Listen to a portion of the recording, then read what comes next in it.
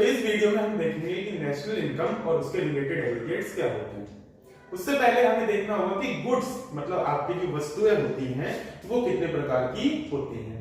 अब वस्तुओं को हम दो तरीके से कैटेगराइज करेंगे। पहली जो कैटेगरी होगी उसमें आएंगे फाइनल गुड्स और इंटरमीडिएट गुड्स। अब पहले हम समझ लेते हैं कि फाइनल गुड्स क्या होते हैं और इंटरमीडिएट गुड्स क्या होते हैं। देखिए फाइनल गुड्स को हम नाम से ही समझ सकते हैं कि ये अपनी प्रोडक्शन लाइन की फाइनल स्टेज पे आ चुके हैं। मतलब जब कोई भी सामान बनता है, फॉर एग्जांपल ये मार्कर बन रहा है और मार्कर जब ये बनना शुरू हुआ और लास्ट तक जब ये बन के तैयार हो गया, तो जब ये बन के रेडी हो जाता है हम इसको फाइनल गुड्स कहते हैं। इसी तरीके से एक गाड़ी होती है, गाड़ी में इंजन होता है, गाड़ी में सीट्स होती हैं, गाड़ी में पेंट किया जाता है, गाड़ी में लाइट्स लगाई जाती हैं। वो सब करने के बाद जब गाड़ी एकदम रेडी टू यूज हो जाती है तब हम उसको फाइनल गुड्स बोलते हैं। मतलब ये है कि फाइनल गुड्स एकदम रेडी टू यूज होते हैं, इनमें कोई भी अलग से वैल्यू एडिशन नहीं करना है, नो वैल्यू एडिशन। क्या होते हैं इंटरमीडिएट गुड्स, मतलब जो अभी पूरी तरीके से बनके रेडी नहीं हुए, मतलब ये रेडी टू यूज नहीं है, अभी प्रोडक्शन लाइन के अंडर है। इसका मतलब ये अंडर प्रोडक्शन है, अभी ये बनके तैयार नहीं हुए हैं। फॉर एग्जांपल कि हम गाड़ी बना रहे हैं, गाड़ी में इंजन लग चुका है लेकिन अभी तक उसमें टायर्स नहीं लगे, तो हम ऐसी गाड़ी को इंटरमीडिएट गुड्स में काउंट करेंगे। तो ऐसे गुड्स जो एकदम रेडी टू यूज है, बिल्कुल इस्तेमाल करने के लिए तैयार होते हैं, उनको फाइनल गुड्स कहते हैं। और ऐसे गुड्स जो अभी पूरी तरीके से बनके तैयार नहीं हुए हैं, उनमें अभी और वैल्यू एडिशन करना है, उनको हम इंटरमीडिएट गुड्स बोलेंगे। तो अब हम देख लेते हैं कि गुड्स को कैटेगराइज करने का दूसरा तरीका क्या होता है, जिसमें पहली कैटेगरी होती है कंज्यूमर गुड्स या फिर हाउसहोल्ड गुड्स और दूसरी कैटेगरी होती है कैपिटल गुड्स या फिर प्रोड्यूसर गुड्स। अब कंज्यूमर गुड्स क्या होते हैं और प्रोड्यूसर गुड्स क्या होते हैं।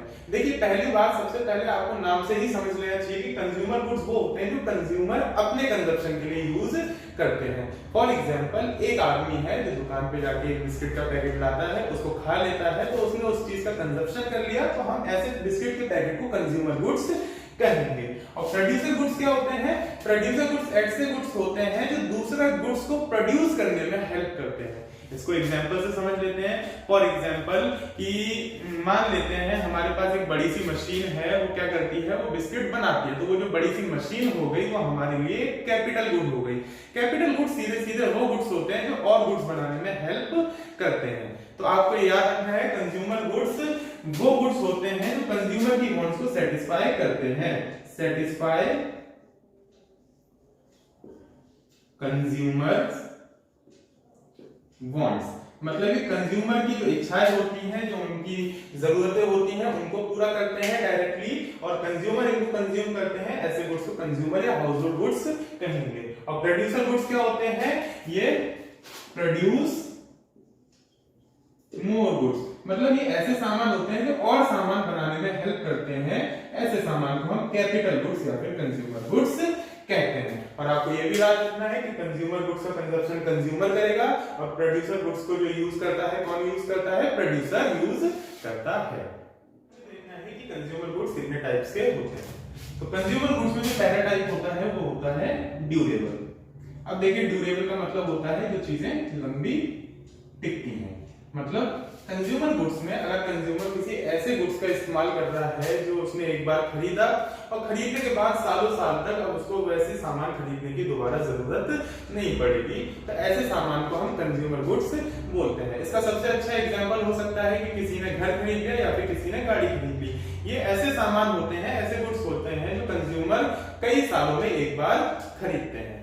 और इसके बाद आते हैं फिर सेमी ड्यूरेबल। सेमी ड्यूरेबल मतलब ऐसे गुड्स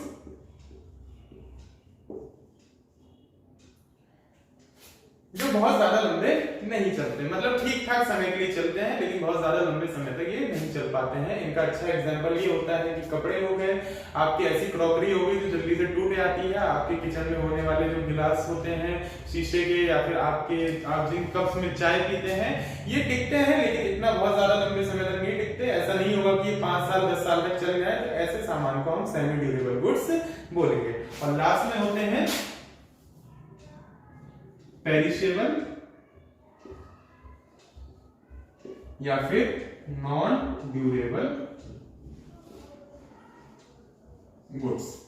पेरिशेबल या फिर नॉन ड्यूरेबल गुड्स जिनकी अवधि जो होती है वो 1 या 2 दिन, मतलब ये जो गुड्स होते हैं ये बहुत लंबे समय तक चल ही नहीं सकते, इनको आपको खरीद कर 1 2 3 दिन में कंजप्शन करके खत्म करना होता है। इनमें ज्यादातर खाने पीने की चीजें आती हैं। फॉर एग्जांपल ब्रेड अगर आपने खरीदा है तो आप उसको 1 साल 2 साल नहीं रख सकते, उसको आपको फटाफट कंजप्शन करना पड़ेगा। इसी तरीके से इसमें एग आ सकते हैं और इसमें दूध आ सकता है, और इसी तरीके की खाने पीने की चीजें जो पैकेज्ड ड्रिंकिंग वाटर नहीं सॉरी पैकेज ड्रिंकिंग फ्रूटी आती है और रियल जूस वगैरह आते हैं, वो इसके एग्जांपल हो सकते हैं। अब हम जो समझेंगे वो ये समझेंगे कि रेजिडेंस क्या होते हैं, या फिर हम ऐसे बोले कि नॉर्मल रेजिडेंस क्या होते हैं और नॉन रेजिडेंस क्या होते हैं। अब देखिए किसी भी कंट्री में, किसी भी इकोनॉमी में कुछ ऐसे लोग होते हैं जो वहां पे रहने वाले होते हैं, वहीं पे काम करते हैं, वहीं पे अपना खाते हैं, वहीं पे कमाते हैं, वहीं पे सेविंग्स करते हैं, वहीं पे इन्वेस्टमेंट करते हैं। और कुछ लोग ऐसे होते हैं जो किसी कंट्री में जाते हैं, वहां पे से हो सकता है उनका कोई पर्पस है, स्पेशल पर्पस, वो पढ़ाई के लिए जा रहे हैं वहां पे, वो अपने इलाज के लिए जा रहे हैं, वो वहां पे ट्रैवल करने के लिए जा रहे हैं, वहां पे घूमने के लिए, इस तरीके से जा रहे हैं। तो किसी भी कंट्री में, अब हम इंडिया का एग्जाम्पल लेते हैं, अगर इंडिया में कोई व्यक्ति 1 साल 1 ईयर और मोर 1 साल या उससे ज्यादा रहता है, जो कि मेरे ख्याल से हम यहाँ पे जितने भी वीडियो देख रहे हैं वो सभी होंगे, तो 1 साल या उससे ज्यादा रहने वाले लोग और उनका जो इकोनॉमिक इंटरेस्ट होता है, इकोनॉमिक इंटरेस्ट में समझाता हूँ क्या होता है, इकोनॉमिक इंटरेस्ट जो होता है, तो ऐसा व्यक्ति जो 1 साल या उससे ज्यादा हमारे देश में रहता है और उसका इकोनॉमिक इंटरेस्ट, इसका मतलब ये होता है कि वो यहीं पे खाता है, यहीं पे कमाता है, यहीं पे बचाता है, यहीं पे चीजें खरीदता है, यहीं पे इन्वेस्टमेंट करता है, यहीं पे सेविंग करता है, मतलब वो अपने नॉर्मल जिंदगी की जितने भी काम करता है वो भी इंडिया में ही करता है और रहता भी इंडिया में ही है। तो ऐसे व्यक्ति को हम नॉर्मल रेजिडेंस बोलते हैं। नॉर्मल रेजिडेंस क्या कौन होता है? नॉर्मल रेजिडेंस वो होते हैं जो नॉर्मली 1 साल या उससे ज्यादा किसी कंट्री में रह रहे हैं और उनका इकोनॉमिक इंटरेस्ट, मतलब जो उनकी नॉर्मल रोजमर्रा की जो काम होते हैं वो भी उसी कंट्री में वो करते हैं। और दूसरे होते हैं non residence of any country या फिर नॉन रेजिडेंस ऑफ इंडिया। इसमें क्या होते हैं कि ये लोग जो हैं वो पैदा तो इंडिया में हुए हैं, सिटीजन तो इंडिया के हैं, लेकिन ये इंडिया में ना रह करके किसी और देश में जाकर रह रहे हैं, वहीं पे रहते हैं और वहीं पे इकोनॉमिक इंटरेस्ट भी उनका है। तो इनका मतलब क्या होता है कि ये इंडिया से 1 साल या उससे ज्यादा से बाहर है, मतलब ये इंडिया में नहीं है, पहला पॉइंट ये। और इनका इकोनॉमिक इंटरेस्ट भी इंडिया में नहीं है, मतलब इनका ये जो अपनी लिविंग अर्न करते हैं ये भी इंडिया से बाहर करते हैं और ये रहते भी इंडिया से बाहर। हालांकि इंडिया के लोग हैं, इंडिया में इनका जन्म हुआ है, लेकिन ऐसे लोगों को हम नॉन रेजिडेंस ऑफ इंडिया बोलते हैं। इनको आपने शायद कहीं ना कहीं सुना होगा, इनको एनआरआई शॉर्ट में बोला जाता है।